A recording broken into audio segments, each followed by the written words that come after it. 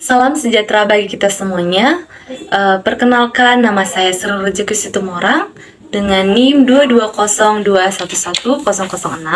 Sebelumnya yang saya hormati adalah Ibu Lasena Syalagan MPD selaku dosen pembimbing mata kuliah penelitian tindak kelas. Di sini izinkanlah saya untuk mempresentasikan hasil dari contoh laporan penelitian tindak kelas yang akan saya analisis dalam 4 poin penting.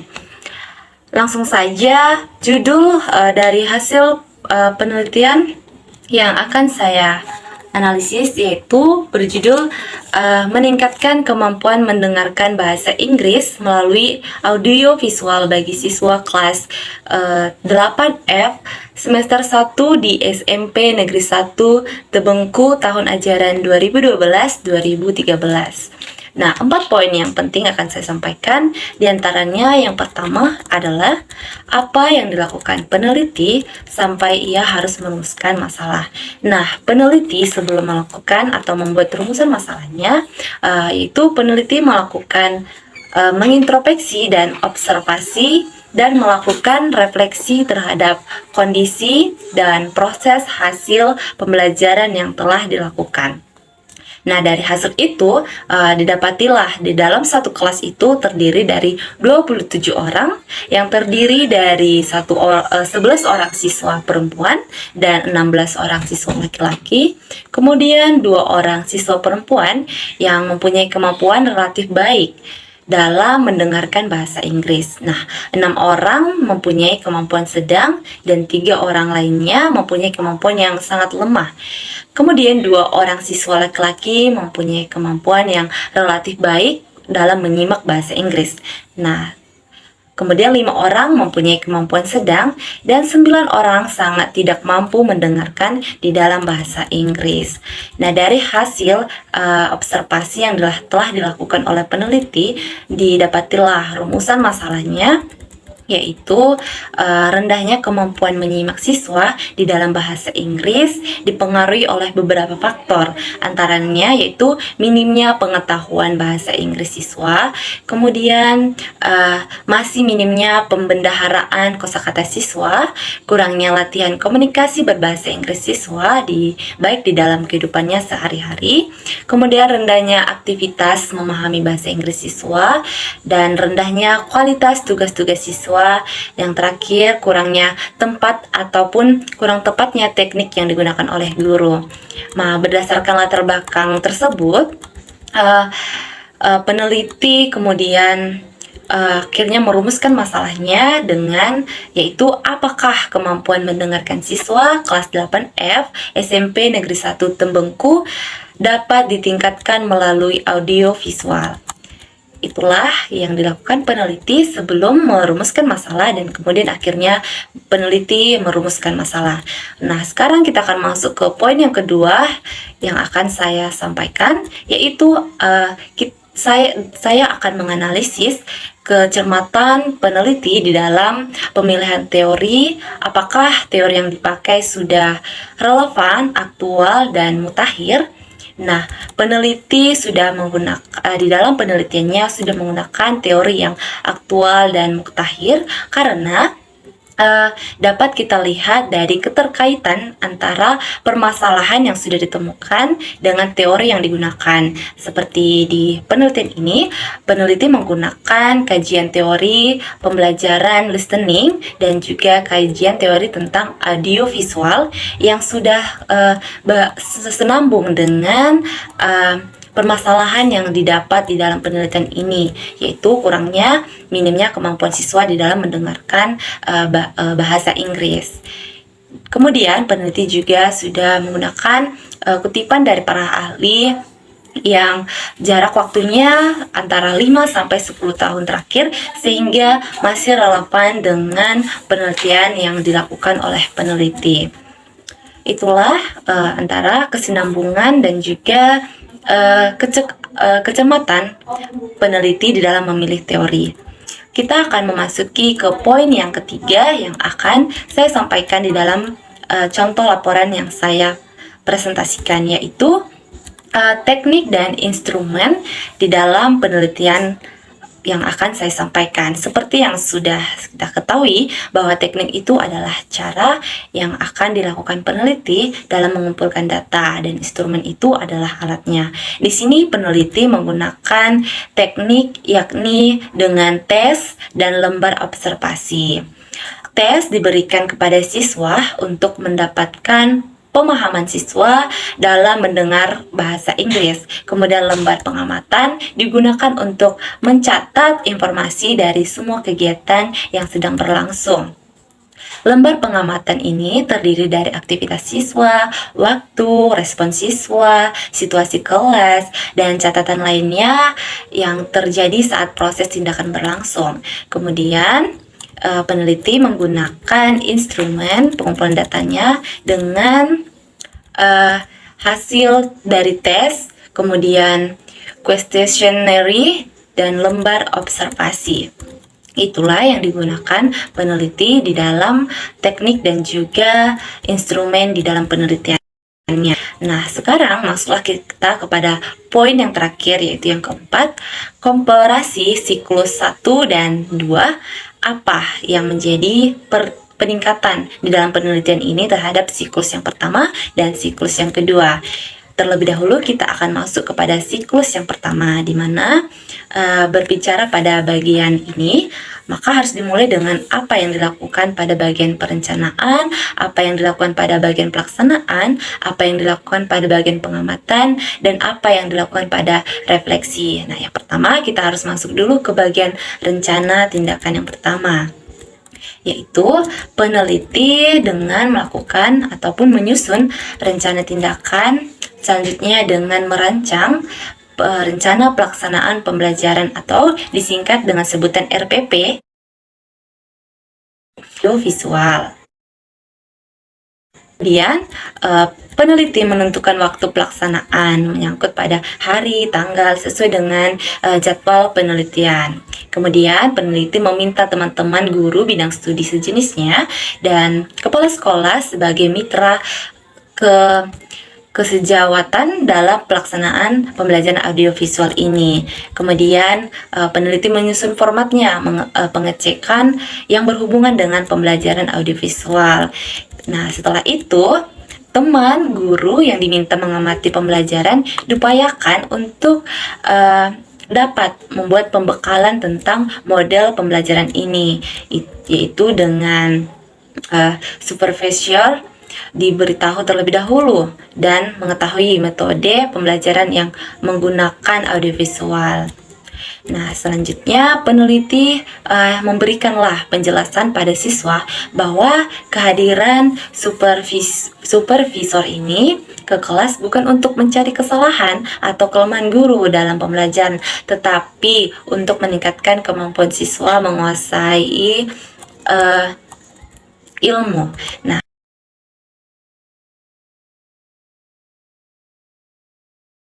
pembelajaran dalam merumuskan tujuan, yaitu menentukan bahan pembelajaran dengan cara menyesuaikan dengan silabus yang berlaku dalam pembelajarannya dengan cukup baik. Kemudian peneliti memilih dan mengorganisasikan materi, media, dan sumber belajar tersebut. Nah, itulah tadi. Sekarang kita masuklah ke pelaksanaan tindakannya di siklus yang pertama, yaitu dengan cara mengelola kelas. Nah, mengelola kelas dimaksud di sini yaitu dengan persiapan yang matang, mengajar materi dengan benar sesuai dengan model pembelajaran audiovisual yang tadi. Kemudian alat penilaian pembahasan dan sejenis penilaiannya terlampirlah di RPP yang sudah dirancang tadi. Selanjutnya penampilan. Yang dimaksud di sini yaitu penampilan secara umum. Peneliti berpakaian rapi, menggunakan bahasa yang santun, menuntun siswa agar semakin maksimal mungkin dengan menggunakan media pembelajaran audiovisual yang tadi. Kemudian dari diskusi dengan guru, tertangkaplah bahwa ada beberapa poin. Yang pertama, pembelajaran yang dilakukan belum maksimal karena peneliti baru pertama kali mencoba metode itu. Nah, kemudian siswa-siswanya memang belum aktif menerima pembelajaran dan memberi tanggapan sesuai dengan arahan ataupun yang sudah diatur oleh peneliti. Nah, kemudian yang ketiga itu peneliti mengusulkan agar guru yang mengamati mau kembali dan bersedia mengamati kembali pada kesempatan siklus kedua. Kemudian untuk sementara peneliti belum yakin bahwa pelaksanaan supervisi kunjungan kelas akan membantu siswa. Tetapi menurut pemikiran pengamat, cara yang dilakukan peneliti cukup mampu mendorong meningkatkan kreativitas siswa. Nah, kemudian masuklah kita ke observasi. Nah, di bagian observasi ini atau disebut juga pengamatan, yaitu pengamat yang dilakukan sangat bervariasi. Penulis menggunakan guru sebagai teman ataupun teman sejawatnya untuk ikut masuk kelas untuk mengamati kebenaran pelaksanaan pembelajaran yang menggunakan model audiovisual ini. Data yang diperoleh dari kegiatan observasi akan sangat berpengaruh terhadap kemajuan peneliti dalam menerapkan model audiovisual ini. Nah, kemudian selain pengamatan yang dilakukan oleh teman sejawat, upaya lain penulis juga adalah dengan menyuruh salah satu siswa yang pandai untuk mengecek apakah pelaksanaan pembelajaran audiovisual ini di kelas sudah berjalan sesuai harapan atau belum. Nah, kemudian di langkah-langkah pembelajarannya terdapatlah ada beberapa poin. Yang pertama, merumuskan pertanyaan untuk dapat melakukan penelitian. Kemudian yang kedua yaitu mencek apakah hasil pengamatan siswa dapat menjawab pertanyaan-pertanyaan, kemudian mengumpulkan data informasi dan menganalisis informasi, kemudian membuat simpulan-simpulan. Nah, itulah yang dilakukan peneliti pada siklus yang pertama. Nah, dapat kita simak tadi ya, bahwa masih belum berjalan maksimal. Peneliti juga mengungkapkan karena baru pertama sekali direalisasikan di dalam kelas, sehingga belum berjalan secara maksimal. Nah, kemudian peneliti pun melakukan penelitiannya ini dengan 2 siklus. Nah, siklus yang kedua hampir sama prosesnya dengan siklus yang pertama. Nah, namun di siklus yang kedua ini di bagian perencanaannya peneliti jadwal untuk melakukan pembelajaran di kelas. Nah, kemudian menyusun rencana pelaksanaan pembelajarannya kembali dengan baik sesuai model pembelajaran audio visual yang tadi. Nah, kemudian direncanakan kembali lagi kunjungan kelas bersama-sama dengan teman-teman seobservasi sebagai upaya inovasinya. Setelah itu, peneliti pun melakukan pelaksanaan tindakannya. Nah, pada siklus yang kedua ini, pelaksanaan tindakannya ini pada hari yang sudah ditentukan, sesuai dengan jadwal, peneliti memulai tahap pelaksanaan tindakan dengan membawa semua persiapan yang sudah dibuat sesuai dengan perencanaan yang telah disusun dalam bentuk rancangan pembelajaran, yaitu dengan adapun langkah-langkah yang pertama dilakukan adalah peneliti membuat video pertamanya yang dengan topik I want to fly. Diputarkanlah kepada siswa dengan memberikan beberapa bait strumming, bait itu untuk meningkatkan keinginan ataupun minat belajar siswa. Nah, setelah video tersebut diputar selama 2 kali, kemudian siswa disuruh untuk menjawab beberapa pertanyaan yang bersifat umum dan sesuai dengan video yang diputarkan. Kemudian penulis mengajak siswa untuk membahas setiap jawaban dari setiap pertanyaan yang diberikan. Kemudian video kedua diberikan peneliti lagi, yaitu dengan topik How do I get to Nanjing Road. diputarkanlah ini selama 2 kali juga. Kemudian siswa disuruh juga kembali untuk menjawab pertanyaan yang sudah diberikan untuk dibahas kembali. Langkah selanjutnya juga peneliti juga memberikan kembali lagi video-video untuk ditonton siswa sebanyak 2 kali. Nah, dengan demikian tes ini sekaligus sebagai tes untuk menentukan kemajuan dan siswa diberikan waktu selama 15 menit.